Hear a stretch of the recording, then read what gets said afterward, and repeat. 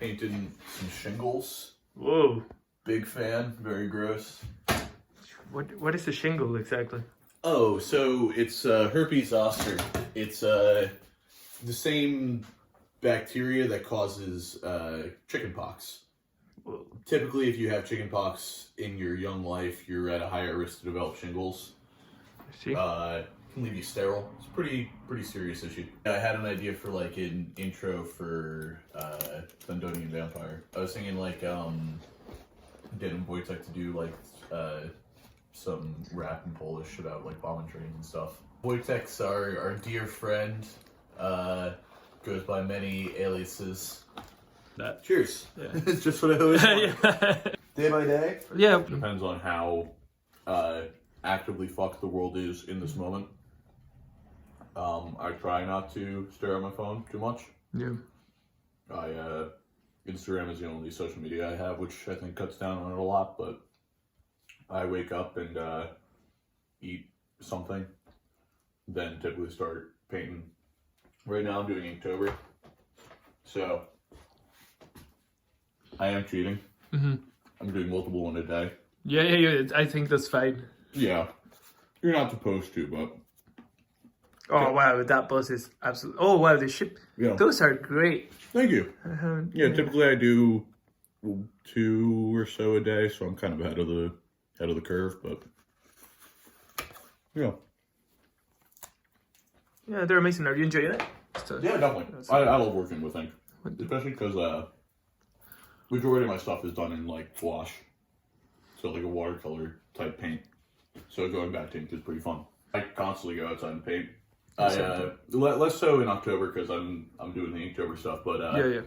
Usually daily I try and do painting of the sunset or something like that. That's cool. Does it matter if it's like shitty weather? I mean, we're in Scotland and shit. Yeah, we are in Scotland, so there's only so much, and like it is a water-based medium, so it can kind of run, but getting different days, same location on different days, the weather does make a big difference. So, you know, you try your best. Yeah. Try and get another. Yeah.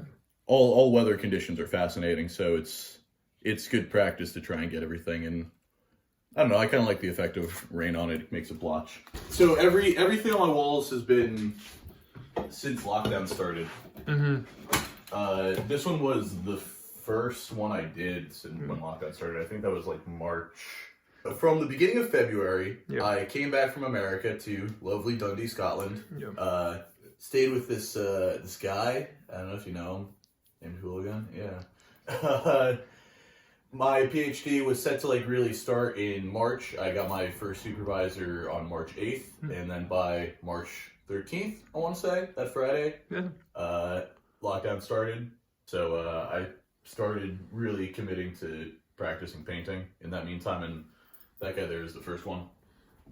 Which it isn't, it's based on a location, but it's not super accurate or, I don't know, it wasn't super hard in comparison to ones where I really tried to fix the perspective and architecture. That was a bit loosey-goosey. It's painted on I think it's a realty sign, if I remember right. Like a for lease let sign that was thrown in the bushes. I have a habit of painting on reclaimed stuff.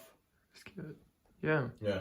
I love the texture of type underneath these kind of nice impressionistic landscapes. Same thing with like the train tickets. Yeah. Train tickets? Yeah. So you have train tickets. So there's two right here. But do landscapes on train tickets, specifically SkyRail tickets. And I just have pages and pages and pages of them.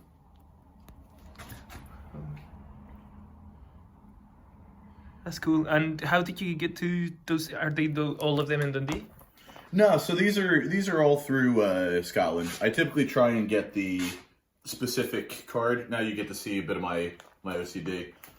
I have different locations for different cards, and when people want a specific location, I try and match the card to it. highlighting travels, and I think the rail ticket is so common and it's so ubiquitous that everybody who takes public transit here interacts with it.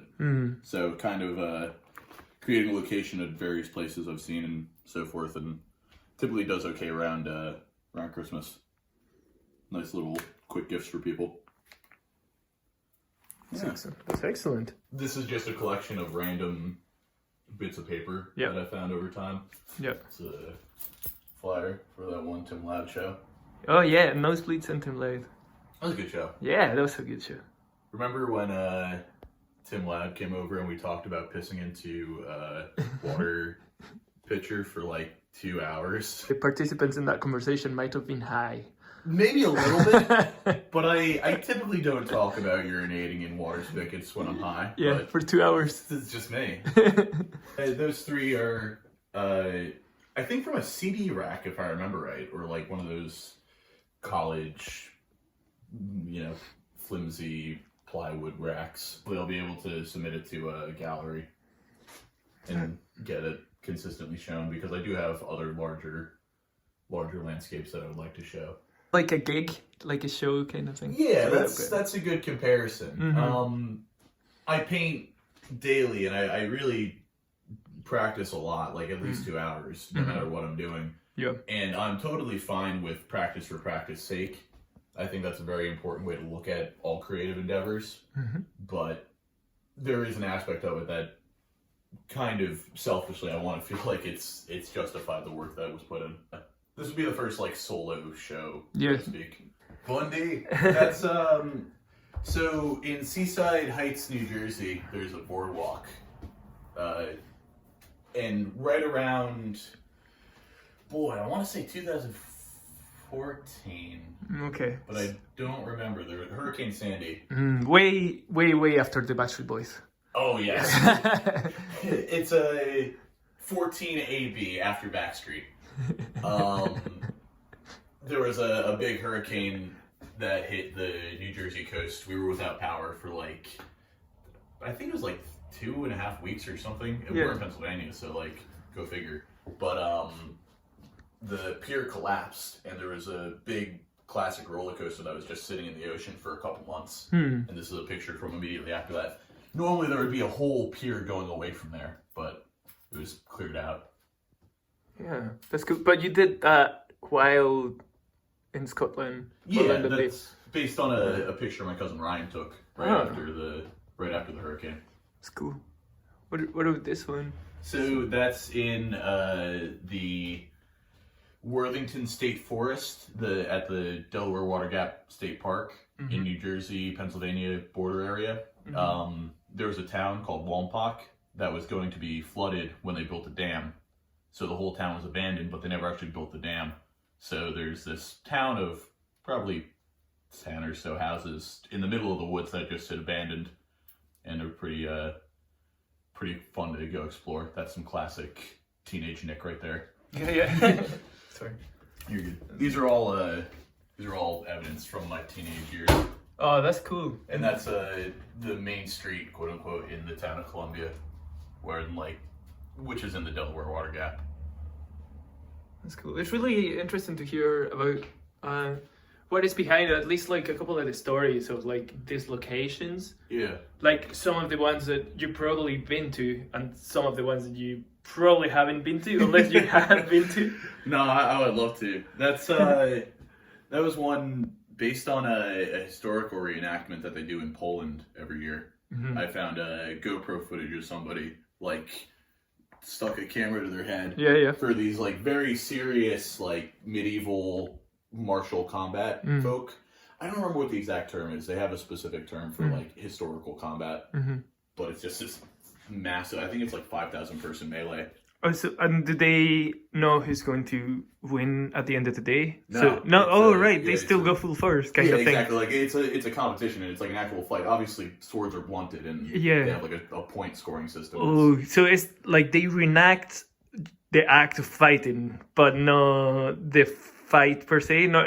Yeah. Yeah, that's a good way to put it. It's not like a Civil War reenactment where you already know what side is going to win, and there are specific generals, and this is a combat-oriented thing. Yeah, So that I thought that was a good practice for placing figures in a larger scene and that kind of stuff. That's cool. Why did you ended up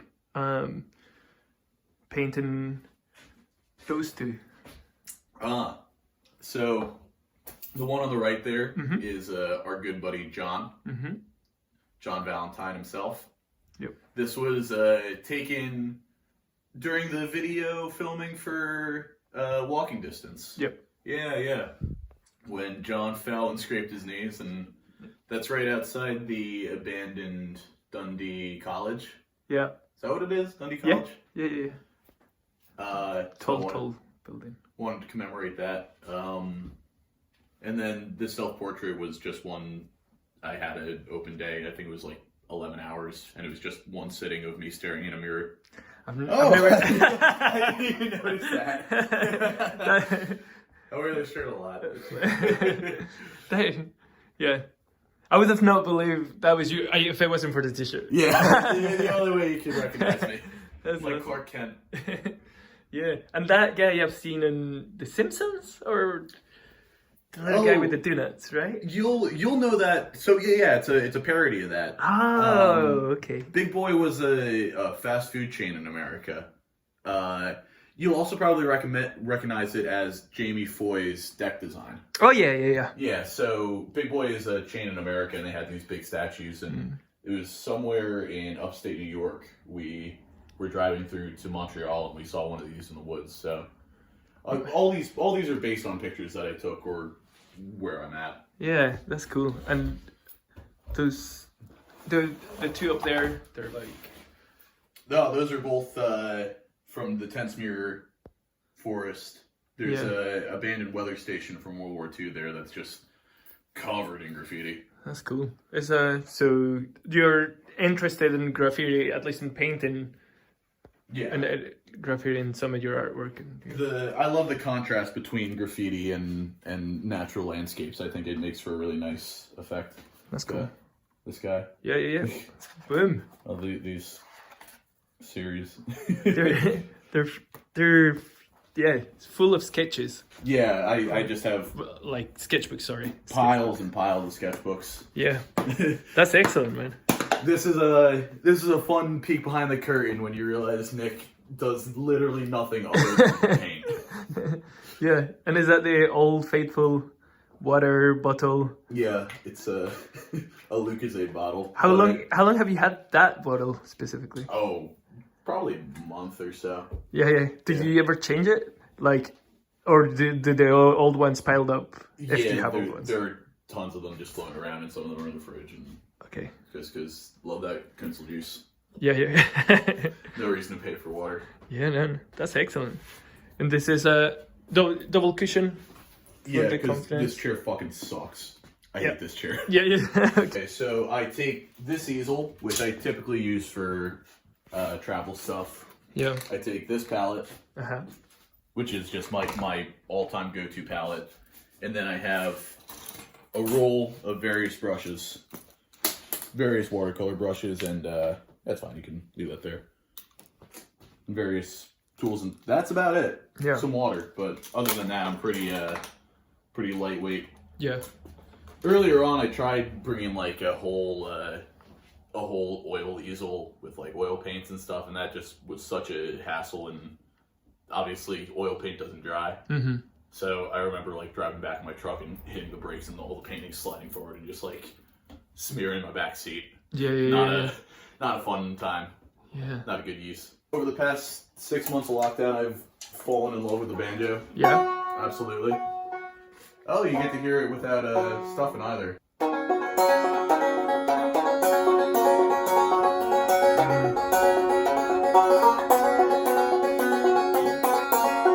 Yeah, I play a mix of like old time, which is like 2-finger style. Okay.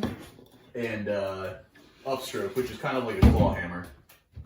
So claw hammer or overhand is like 2 downstrokes and a pluck of this drone string. Mm-hmm. Where up picking, or how I typically do it, is stroke up, brush, and strike. So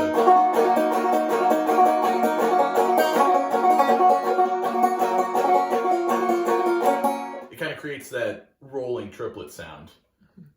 When people typically think of banjo and like bluegrass style specifically, they think of something called Scruggs style, which is the 3 fingers, and you do like these rolls,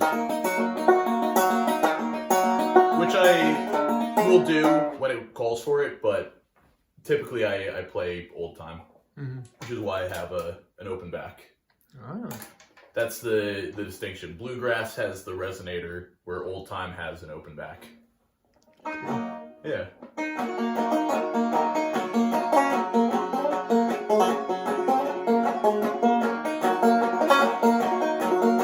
Very excited.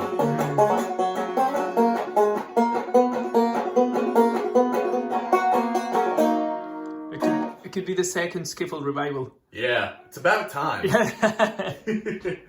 That's excellent. Yeah, it's a skiffle band. This guitar is what we used to record the first EP with and played the first couple shows with. And like, I genuinely do love this guitar. Yeah. Like, I love arch tops, and I really love having a bridge, which is why I think I like playing the banjo so much as well. I really, because I don't play with a pick, I really need that bridge there to kind of rest my hand on and do all these other motions. Yeah. It's really nice looking. Yeah. And sounding. It is very pretty, but a couple of the songs on the new album are based specifically around like the rolls of the drone string, which obviously guitar doesn't have. Backup that John very nicely gave to me in the event that I break a string on stage, which is pretty much guaranteed. Yeah, yep. So I think currently it's tuned to open F or something. Some like emo.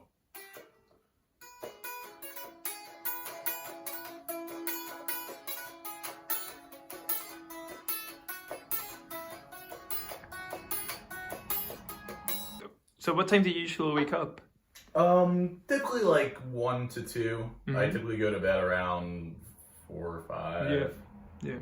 Just because I think part of it is because I never got on a schedule to begin with when I got back. I never had let my body adjust to the time difference. And the other aspect is I've been a night person my entire life. My mom is a night person, and I really am nocturnal. It's pretty common talk to go on about like getting vitamin D in Scotland, like seasonal affective disorder, and the importance of, as we move towards December and you get, 7 hours of sunlight max, people are like, you really need to get out in the sun. Last night around 3 a.m. I was just like bopping through the neighborhood listening to our demos, and I'm like, wow, I love walking around at night. I have no issues with that. I would really love to see like Iceland and their like eternal night. I think that would be fascinating. Yeah, those are things that I have to mail that I've been holding off on. Me too.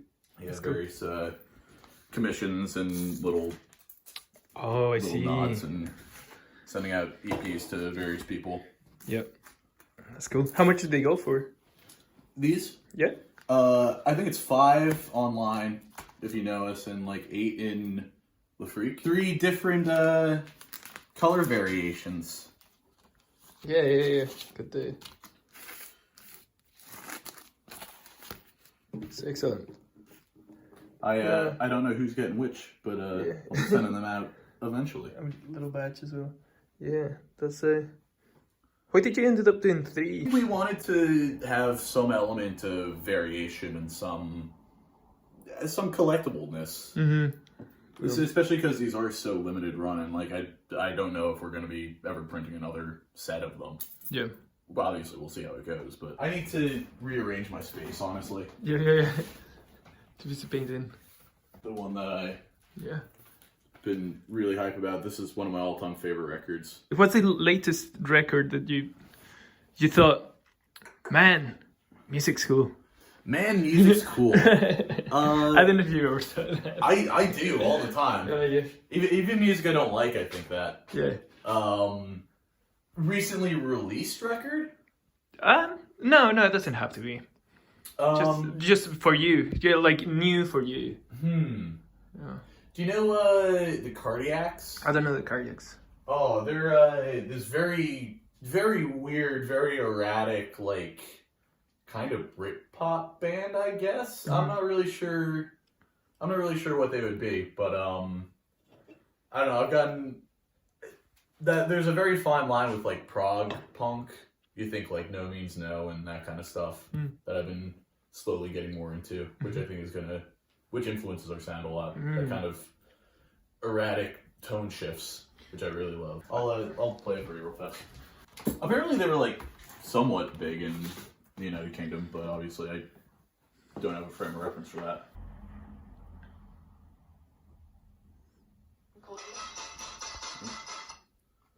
Sorry, I listen to everything on like 1.5 speed.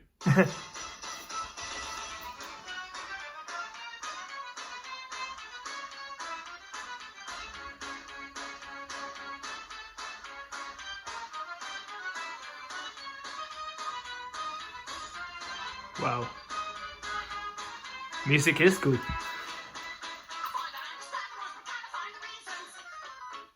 To Clifton Hicks, who is a person online who does a lot of like old time and like heritage banjo type stuff, which I've really learned a lot from. Which I've been listening to a lot of. New Clipping album is really good. I really do obsess over lyrics a little. I'm always curious what lyrics will be taken as sarcastic or not. One of the opening lines for Pol Pot, which in and of itself is kind of a dark political joke, is the lead in the water cooks my fluorinated brain, because there's like conspiracy theories that fluoride in the water is a mind control thing, and obviously it's completely baseless. People claim that like Hitler invented fluoride despite it being an element, but obviously lead in the water in America is a real big issue. But obviously this is a conspiracy theory and kind of blurring the line between what is actually a fact. And obviously this is just a throwaway line, so who knows if people are actually going to dig into it. But I kind of want to include cliff notes of the lyrics and just like explain each line, because every line is a reference to something or other. Well, it sounds like a lot of work. Yeah, it's all written down somewhere. Oh, cool. It has to be done, but it's been done. Exactly, yeah. Because I typically, when writing lyrics, keep a track of what everything means and where I got specific references from. That's really cool, man. I've never done that for any lyrics I've done.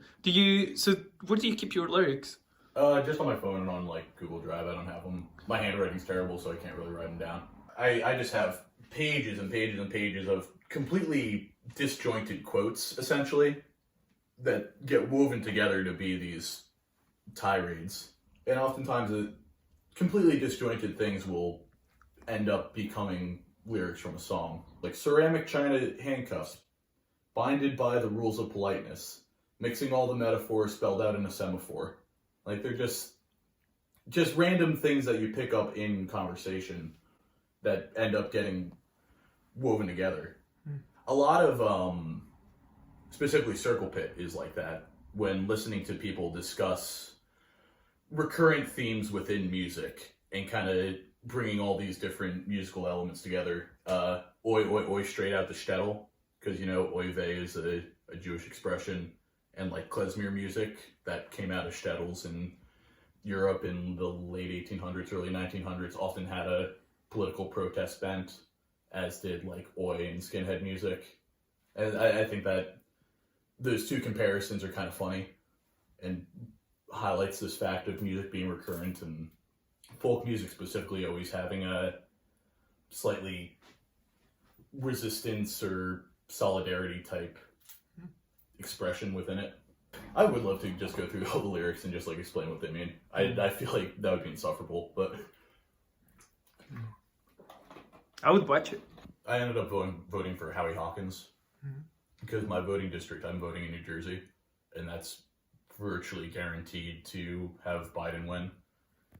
And I'm none too keen on voting for Biden, and if there isn't my single vote being a point of contention, then I would prefer not to vote for him. If that makes sense. Yeah. Why would that make sense? Sorry. Because, so, the way that preferential voting or popular voting in America actually works is kind of fucked, because the popular vote in America doesn't actually matter. It's the amount of votes per district per state, and each state has a select number of electors that will cast their vote based on population. As such, when New Jersey specifically is already guaranteed to have a Democrat, to have a Democrat winning, but my county is specifically Republican, like in our local elections, there are only single Republican nominees. Me putting my vote towards somebody that I don't like, that won't impact the election, I prefer to give it to a third party. But obviously, if Pennsylvania is a swing state, Pennsylvania really does kind of go either way, so it's a little bit harder to justify voting for a third party there, but I think that's the only way that any progress can come from electoralism at this point, because it's just one big corporate party. Do I want to buy banjo strings? That's a good question. Buy them at Kenny's Music. Really? Yeah, they typically have one pack there, and I'm the only person that gets it. Yeah, I need new strings. Oh shit. Want to go for a walk? Sure. Cool. Whoa. Really highlights the fact that I'm living in a cave. That's cool. You must save a ton of electricity. I always kind of think, because I have like some colorblind issues, not completely, but I think that allows me to have better low light vision. There's various corollaries on that. Reading a book recently about an island in Micronesia where, due to a relatively isolated and small population, there's progenital color blindness. So I think it's like 30% of the population is colorblind, as compared to I think 2% in wider society. Like, you can be taught any skill. Painting for me was a skill that I sat down and learned off YouTube. Like, I had no natural proclivities to drawing. Obviously, having some natural proclivities helps. Like, my pet theory, like, you're a very coordinated guy. Juggle and skateboard, and it makes sense to have that body awareness when drumming. I think I'm a bit more adept at not doing stuff, like not being part of the day-to-day life. I don't miss it as much, but still, it gets to you.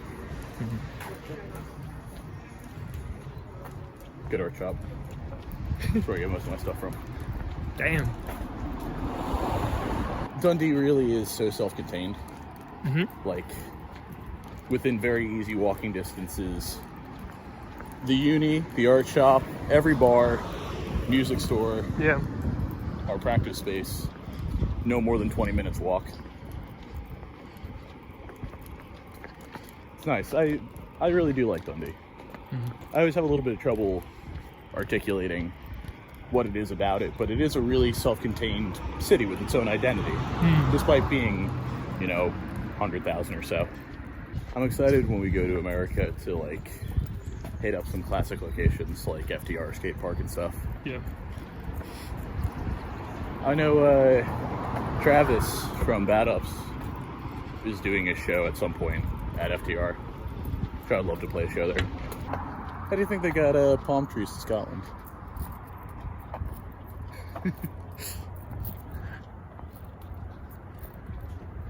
It's man's hubris right there. It's like bananas in Sweden. What? No, Sweden didn't have bananas until 1917. Really? Yeah, it was when the first banana shipment came through. That's funny. I always think about like how easy it is to get literally everything. That wasn't the case for the majority of humanity.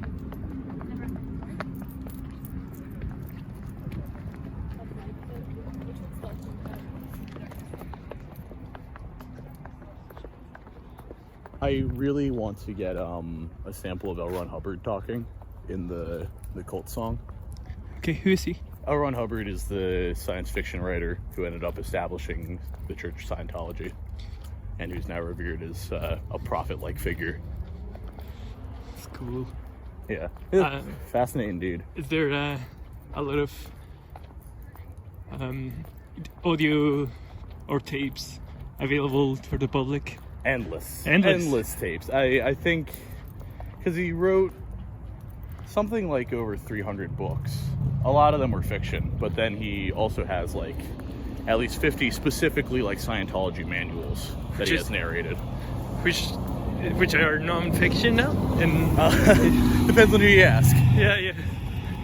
There's 4 things I think of when I think of Dundee: clipper ships, oil derricks, seagulls, and skateboarders in every fucking car park. Yeah. Doesn't sound too bad. Yeah, it's paradise, baby. See all the trees change color?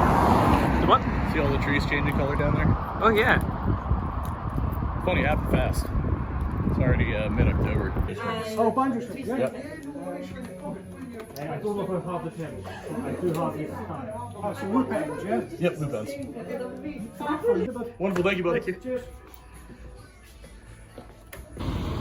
See the Time and Tide and Love Letter to Dundee. I went to the McManus recently. They had a new exhibit open. All about like Dundee in the 60s specifically, and the creation of the Tay Road Bridge and such. It's really fascinating to me. Like the road bridge. Yeah, the road bridge. It was built in 1960 to 62. Yeah. Okay. And before that, for 150 years, it was just by ferry that people took the ride back and forth. Yep. Obviously, there was the Tay Rail Bridge, but I think people were kind of concerned with that after the collapse. Yeah, the disaster. Yeah. So they, for 150 years, just had ferry boatmen called Fifeys. And kind of ended when they finally built a bridge. It's people are always a little surprised how much accents and dialects can change in such narrow spaces, like 20 miles, 30 miles apart. We get totally different accents and divisions of Scots, but they didn't build a bridge until the 60s, so like the geographic boundaries, I think, were felt a bit more profoundly. Like America, while it was being founded, was essentially paved from right to left in a single motion. A lot of that Manifest Destiny stuff was happening right around the time of the Industrial Revolution, so you were able to cover these vast swaths of land all at once with a single culture. And that's just not evident in societies that grew up and existed pre-industrial transit.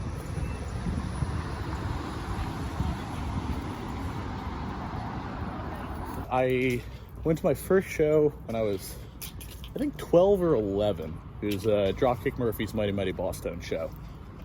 Because my dad was a punk back in the 70s in New York.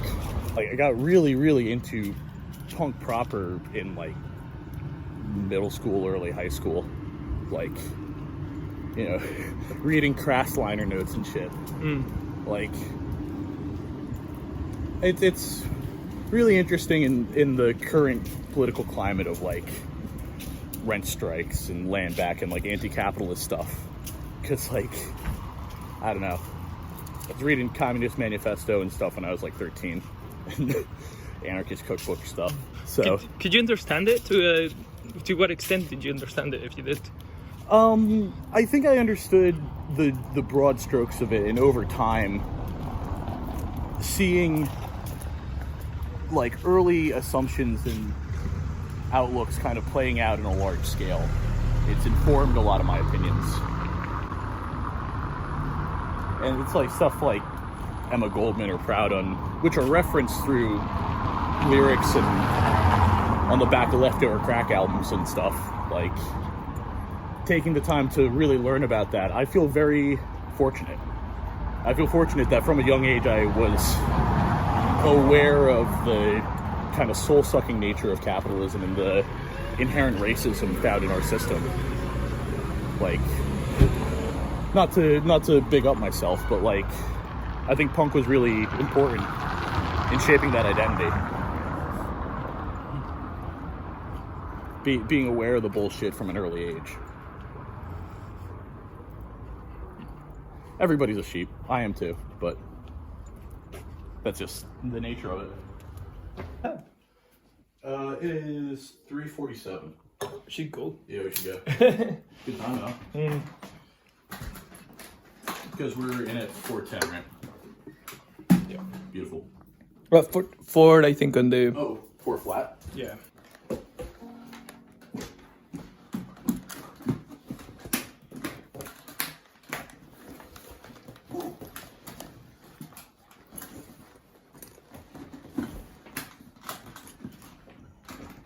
Funny now that I'm being filmed, I recognize how fucking clumsy I am.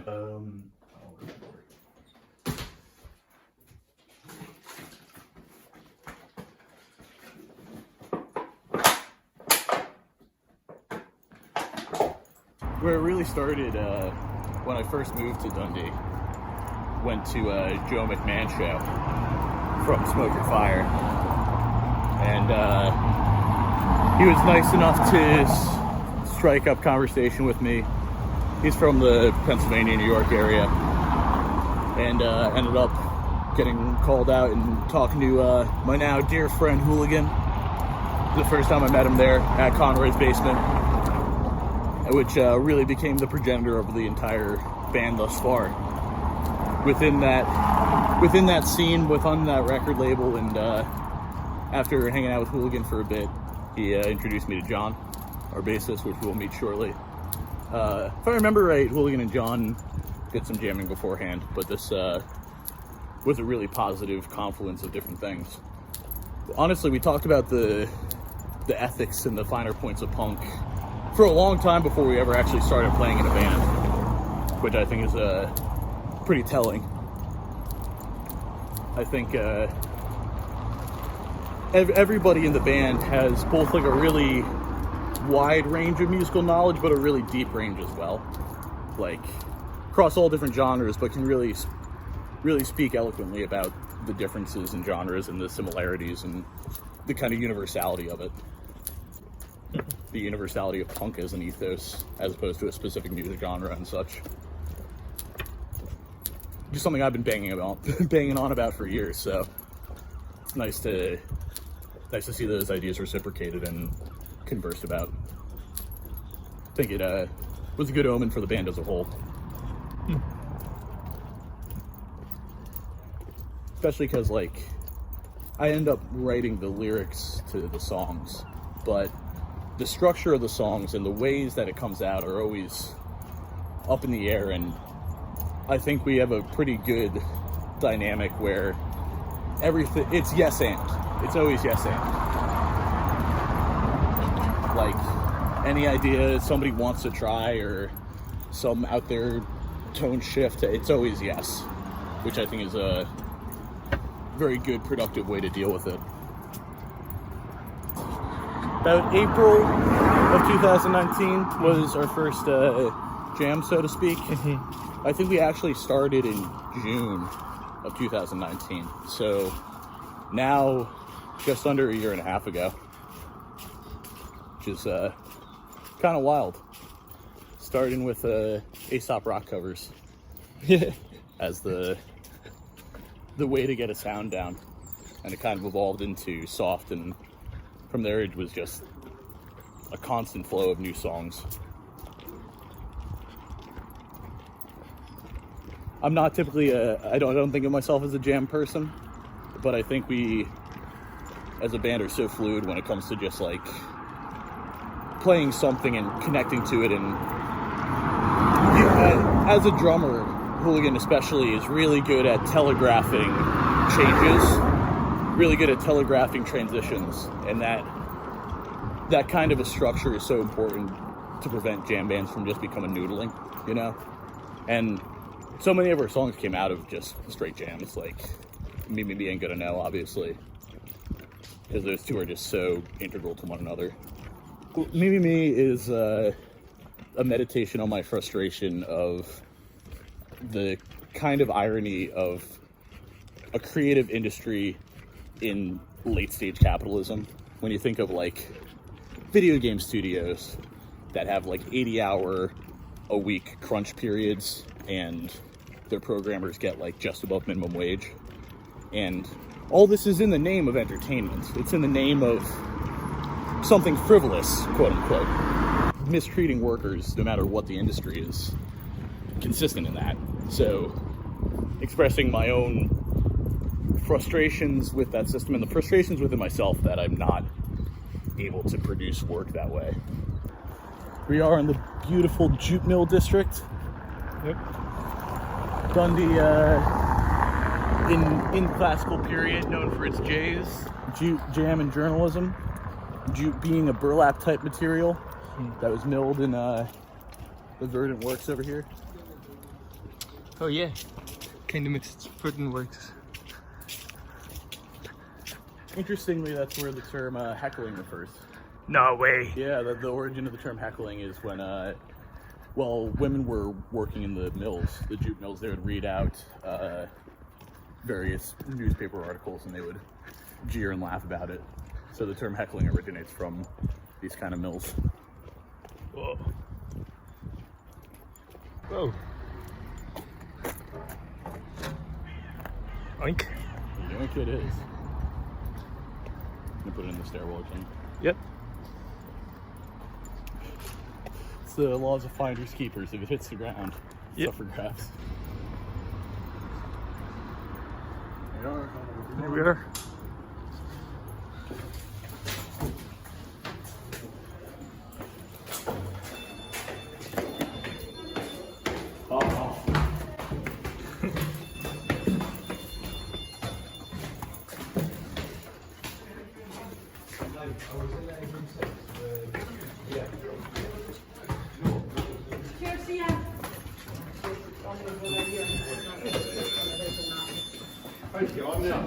Excellent. Really good. Please come down and see me. Lunch, you need somebody to look at. The most busy I've seen in a month. Perfect. All right, just come here. See you later. See you soon. All right, Paul. Thank you. That's my jacket. Be around about December, like. How are you? Not bad, not bad at all. You're in room 2. Beautiful. Just fine up. I'll bring some lights up in a second. Can do.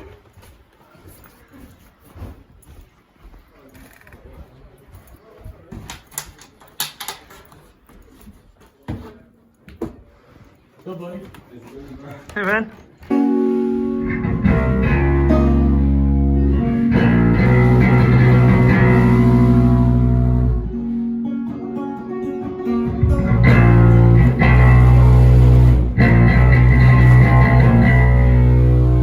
Check.